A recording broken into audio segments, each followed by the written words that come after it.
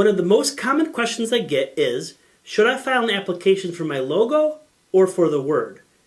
Now, it's important that you consult with legal counsel of your choosing to help you talk through the pros and cons, but generally speaking, the answer is both. The standard character form word mark is more powerful than the logo or stylized form, and I'll explain why with just a few examples.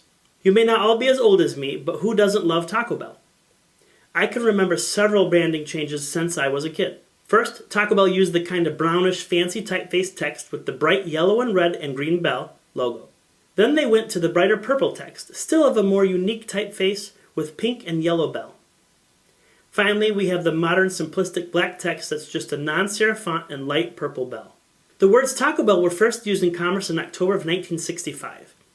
Taco Bell obtained a registration for the first logo we discussed on February 26, 1985. Taco Bell then received a registration for the words Taco Bell on October 3, 1995. When Taco Bell changed its logo to the new logo and changed the font and color of the text, they would still be able to apply the circle R to the purple typeface.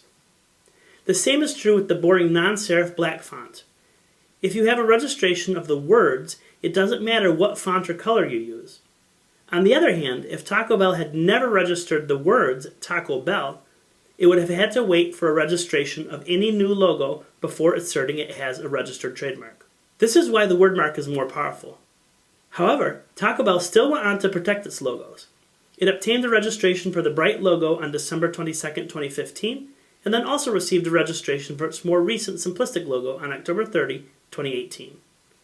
To recap, registering the words allowed them to change the look and feel of the words, but they still decided to protect the full logos as well, but still had some trademark protection while they waited. As another example, I saw this Love That Chicken in an artistic font type on the new Popeyes they're building near where we live. Notice the circle R, but when you check the USPTO's website, you see that the application for this logo is filed under 1B as an intent to use application.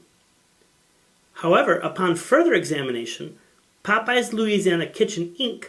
owns a registration for the words Love That Chicken. So they're able to change the look and feel and still claim registered trademark protection on the stylized wording. As I was preparing for this vlog, Ed Timberlake on Twitter, @TimberlakeLaw, provided another reason why the word mark is more powerful. Somebody filed an application for the word kiss, but Ed reminds us that applying to register a mark in the standard character form is deemed to include the stylized form.